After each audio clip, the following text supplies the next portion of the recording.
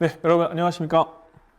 네, 지금까지 이 스타트업의 투자 유치에서부터 또 아이디어의 사업성 검증까지 오시느라 되게 고생이 많으셨습니다.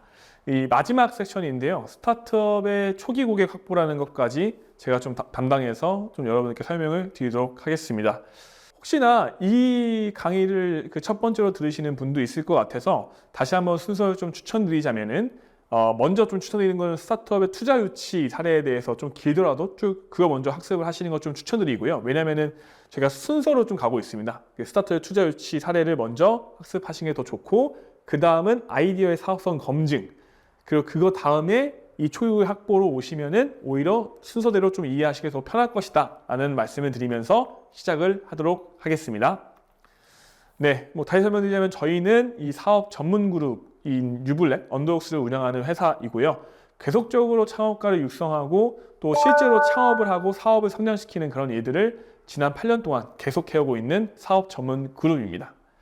네, 오늘 이제 여러분들께 이 스타트업 투자 유치 사례부터 아이디어 검증, 그 다음에 초유의 확보까지 이런 내용들을 알려드리는 저는 사실 창업가 출신이고요.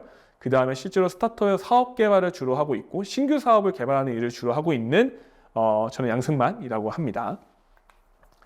네, 그 초기 고객 확보에 대해서 앞단의 스타트업 투자 유치와 아이디어 검증을 통해서 여기까지 오셨다면은 그럼 이제 이런 생각을 하실 거예요. 오케이. 그러면 아이디어 검증을 하기 위해서, 투자 유치를 하기 위해서 일단은 우리 프로덕트에 관심이 있는 사람이 어떻게 되는지 초기 유저를 확보하거나 초기 고객을 확보해야 되겠구나 라는 생각을 하실 텐데요.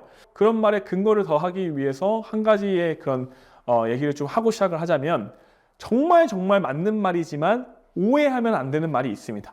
제품이 좋으면 잘 된다.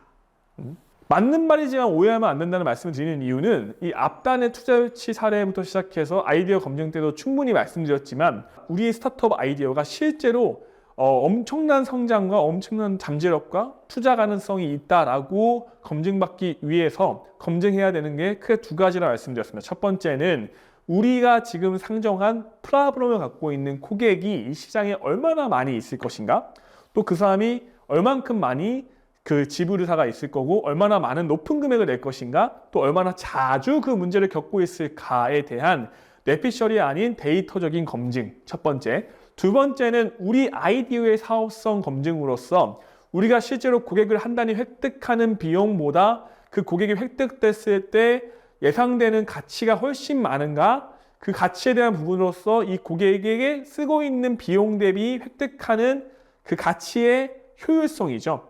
그 노출 대비 고객 전환, 그 다음에 실제로 고객이 획득됐을 때 두 번, 세 번, 네 번 반복해서 구매되는 그런 리텐션율이 얼만큼 세팅되어 있는가에 대한 검증, 이 두 가지, 크게 이 두 가지 검증을 말씀드렸습니다.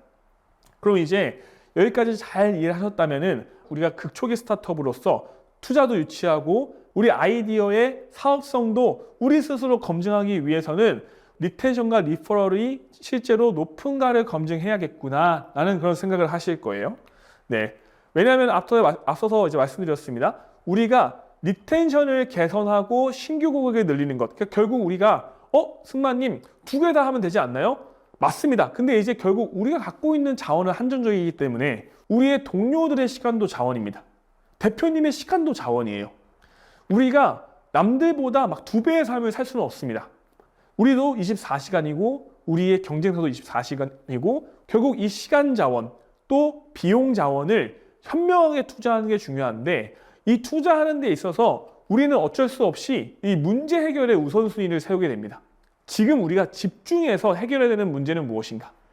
우리가 지금 집중해서 리텐션을 올릴 것인가? 아니면 신규 고객을 늘릴 것인가? 어디에 집중할 것인가? 어디에 자원을 더 우선적으로 투자할 것인가에 대한 의사결정을 하시게 될 텐데요. 저는 이제 이 두 가지의 우선순위가 거의 동률로서 이렇게 위치하는 거는 사실상 자원이 적은 현재 상황에서는 비효율적이라고 생각을 합니다. 그래서 우리 같은 초기 스타트업들은 처음에는 리텐션을 개선하는 것에 우선순위를 투자하는 것, 그 다음은 사실 신규 고객을 늘리는 것이 중요하겠다라는 말씀을 좀 드리고 싶은 것이죠. 네, 그 이유가 이제 프로덕트가 좋아야 한다는 말이 나오는 이유다. 근데 우리가 이제 주목해야 되는 거는 프로덕트가 좋아야 된다라기보다는 프로덕트가 좋아야 리텐션이 나온다. 그 리텐션이 나오기 위해서 프로덕트가 좋아야 된다. 이렇게 인과를 이해하시는 게 훨씬 현명하다고 볼 수 있겠습니다. 즉 리텐션이 나오기 위해서는 고객이 필요해요. 초기 고객이 없는데 리텐션이 좋다를 평가할 수가 없습니다. 즉 서비스는 혼자 좋아지지 않기 때문에 이 고객이 좋아하는 리텐션이 나오는가를 검증하기 위해서 초기 고객 확보가 그만큼 중요하겠습니다. 그래서 처음에 막 고객을 막 늘리기 위해서 노출을 늘리기 위한 막 욕심이 있으실 거예요. 근데 그것보다 처음에는 리텐션이다.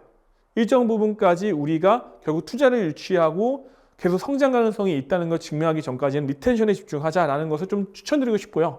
그러면 이 신규 고객을 확장하기에 그 전념이었던 경쟁사가 있는데 그렇게 되면 우리는 지는 게 아니냐라고 한다면 저는 오히려 약간 이런 관점이라고 생각해요. 그 수많은 성공한 스타트업의 사례를 봤을 때 물론 시장 장악을 빠르게 해서 성공한 사례도 있지만 더 많은 사례들이 고객을 만족하고 고객이 계속 반복해서 구매하게 만들고 바이럴을 자체적으로 하게 만드는 그런 프로덕트를 만드는 데 집중했던 팀들이 결국 초반에 공격적인 마케팅 비용을 확장했던 팀들의 키운 파일을 먹은 케이스가 굉장히 많았습니다. 그래서 물론 방법의 차이일 수 있겠고 카테고리도 다르겠지만 리텐션을 키우는 게 어떨까라는 생각을 먼저 하시는 걸 좀 추천드리고 싶고요.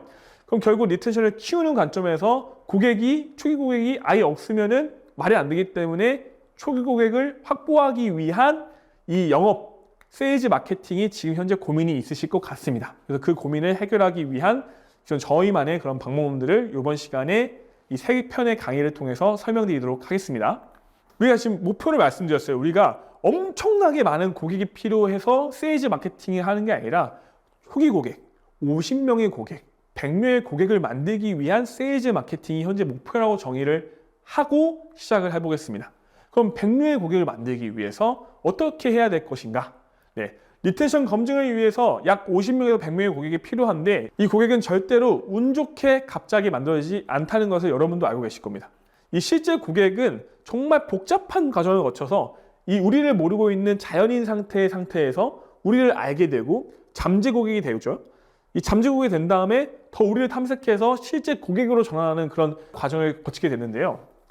이 실제로 고객을 획득하는 전략과 활동들은 고객에게 우리가 인지가 되고 있는가? 인지가 돼서 흥미를 끌고 있는가?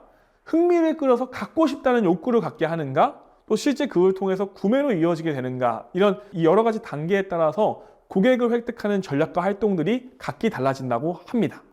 그래서 우리는 이해해야 합니다. 이 초기 고객을 효과적으로 만들기 위해서는 자연인 상태의 사람들이 우리의 고객이 되어가는데 필요한 단계가 있다는 것과 이 단계별로 해야 되는 액션이 있다는 것을 이해하면 좋습니다. 그래서 지금 보시는 건 하나의 샘플인데요.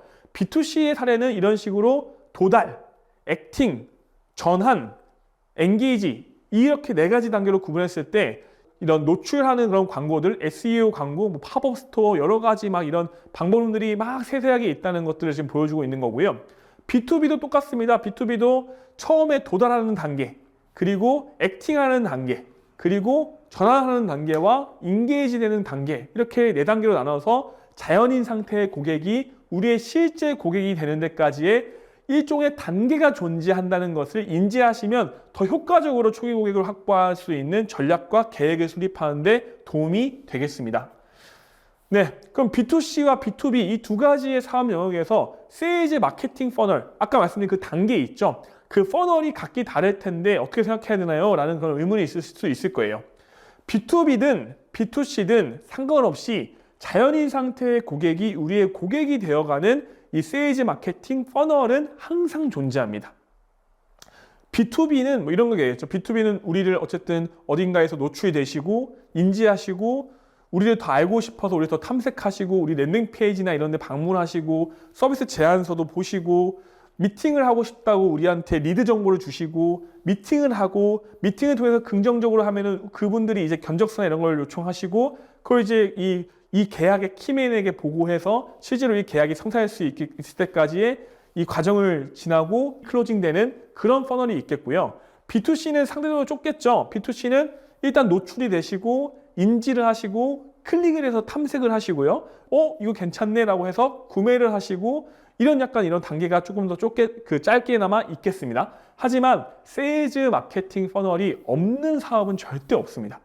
그래서 우리가 이 세일즈 마케팅 퍼널이 어떻게 구조화되어 있는지를 인지하지 못하고 있다면 고객을 획득하는 게 굉장히 운에 의존하는 그런 고객 획득이 될 수밖에 없습니다. 그래서 자연인 상태의 대중 상태에서 실제 고객에 이르는 그런 고객 퍼널 전반을 시각적으로 구조하고 데이터화해서 관리하고 추적하는 게 이 고객 확보를 하는 것, 고객 획득을 하는 것의 이 단계에서 중요하다고 볼 수 있겠습니다.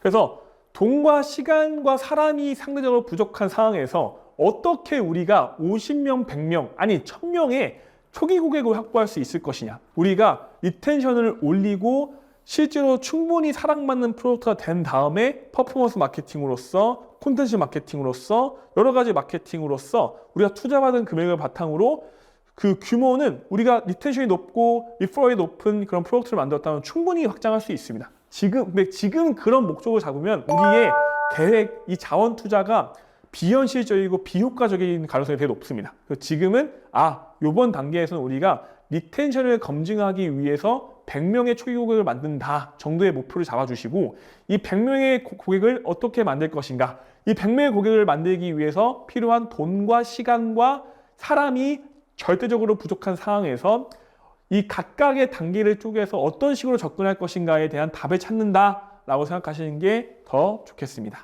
네, 그래서 이 이후에는 그 긴 강의가 아니지만 사실 초기 고객을 획득하는 방법에 대해서 모든 것들을 다 알려드리기가 되게 쉽지 않습니다. 왜냐하면 우리의 고객이 어디에 있느냐, 또 우리가 지금 어떤 서비스를 하고 있냐에 따라서 고객이 어디에 있는지, 어떤 문구에 반응하는지, 또 실제로 어떻게 획득해야 되는지 이런 것들이 다 다릅니다. 우리의 이런 제품 가격과 우리의 이 고객 유형에 따라서 다 너무 상하기 때문에 이런 것들을 다 알려드리기 쉽지 않고요. 또 오히려 여러분들이 이미 알고 있는 게 초기 고객 획득의 방법인 경우도 굉장히 많습니다. 그래서 세일즈 방법론을 알려준다라기보다는 초기 고객을 확보하는 것의 관점과 이 순서를 한번 구조화해서 노하우를 전수드린다라는 생각으로 이 이후의 강의도 계속적으로 진행하도록 하겠습니다. 그럼 다음 강의에서 더 디테일한 그런 초기 고객 확보에 대한 그런 전략과 방법에 대해서 소개하는 영상으로 찾아뵙겠습니다. 네, 감사합니다.